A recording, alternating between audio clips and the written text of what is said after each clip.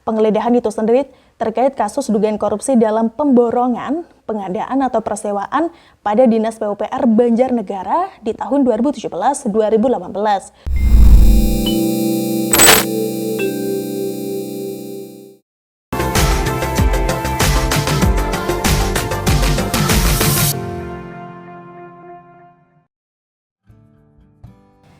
Halo guys, Assalamualaikum warahmatullahi wabarakatuh. Salam sejahtera untuk kita semua. Di video kali ini, Suara Rana akan ngebahas sebuah artikel menarik yang ditulis oleh Kak Diha Alif yang berjudul Pasca tuai kontroversi soal corona, kini rumah Bupati Banjarnegara viral digeledah KPK.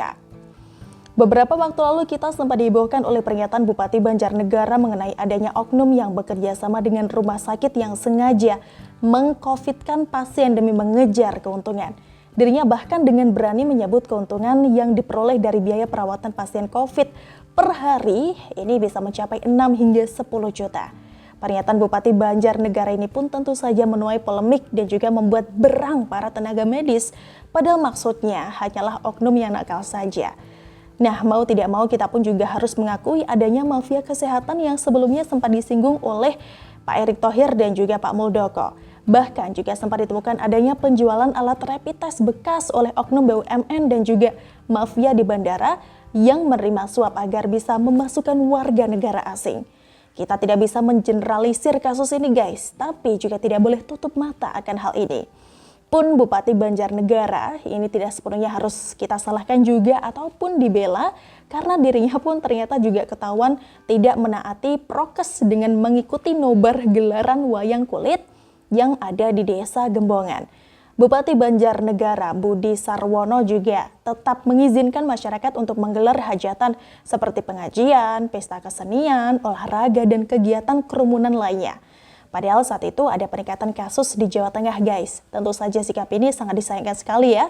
Di lain sisi, ia seolah membongkar kedok rumah sakit penyebab peningkatan pasien COVID. Tapi di sisi lain dia sendiri juga seperti tak percaya adanya COVID dengan tetap membiarkan kerumunan bahkan ikut serta di dalamnya.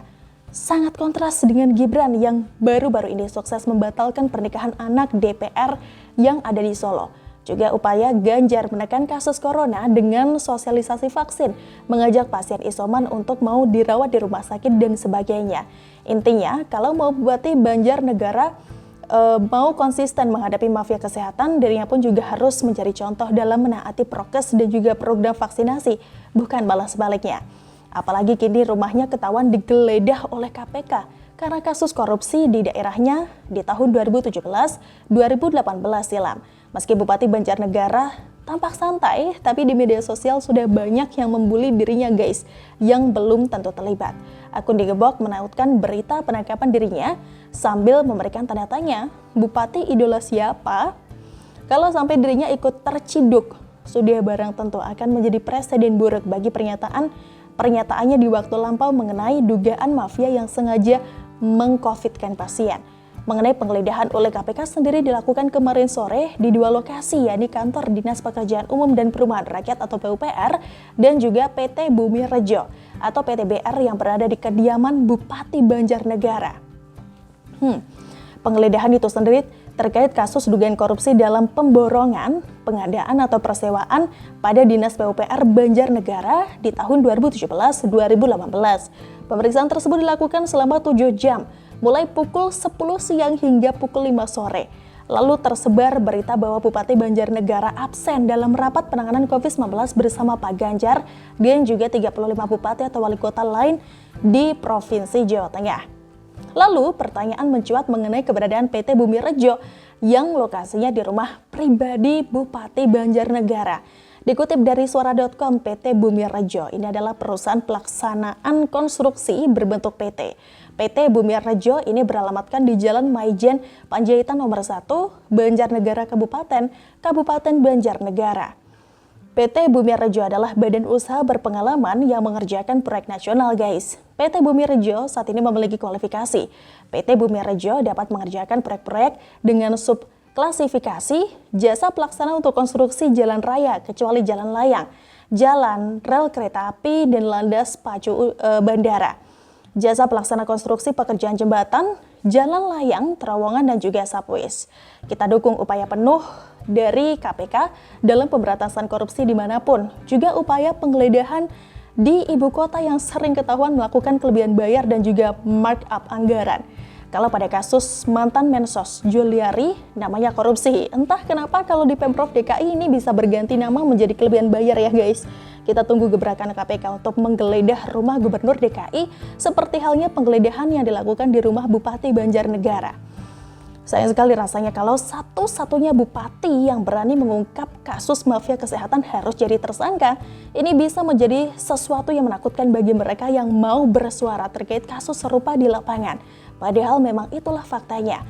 Betapa banyak keganjilan di lapangan. Tak hanya soal pasien COVID dan juga alat rapid test, ada juga temuan harga penjualan peti mati yang berlipat dari harga normal. Lalu, juga sempat diberitakan adanya kebakaran di gudang farmasi dan salah satunya ini tempat penyimpanan vaksin.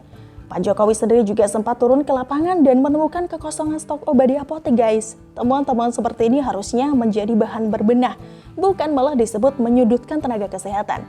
Kita tentu saja sangat mengapresiasi upaya dari tenaga medis di lapangan yang berjuang siang dan juga malam menangani pasien, tapi sangat menyayangkan ulah oknum nakal yang mencemari kinerja mereka. Bahkan Pak Tito Karnavian pun ini juga sempat menyurati kepala daerah di lebih dari 15 provinsi yang tidak kunjung mencairkan anggaran penanganan COVID. Jangan sampai upaya baik kita memulihkan negara dari pandemik ini harus rusak ya guys, gara-gara ulah dari oknum nakal. Kalau ada pembelaan di media sosial akan pernyataan soal mafia kesehatan atau upaya meng-COVID-kan, selayaknya ini tidak serta-merta dianggap sebagai tuduhan secara umum. Sama seperti kalau kita mengatakan banyak tikus koruptor dan juga pejabat busuk di negara ini. Persoalan korupsi ini juga tidak hanya terjadi di Indonesia saja, tapi juga hampir ke semua negara. Makanya pemerintah tidak serta-merta berontak atau membela diri ketika institusinya dicap sebagai sarang koruptor dan sebagainya. Hal serupa harusnya dipahami juga oleh tenaga kesehatan yang baik. Tidak perlu membela buta oknum-oknum nakal di tempat kesehatan karena sudah banyak contoh.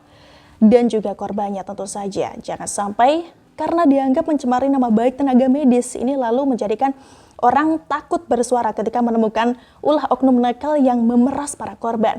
Semoga saja kasus Bupati Banjarnegara ini tidak serta-merta dikaitkan dengan upayanya menemukan ulah oknum mafia di lapangan.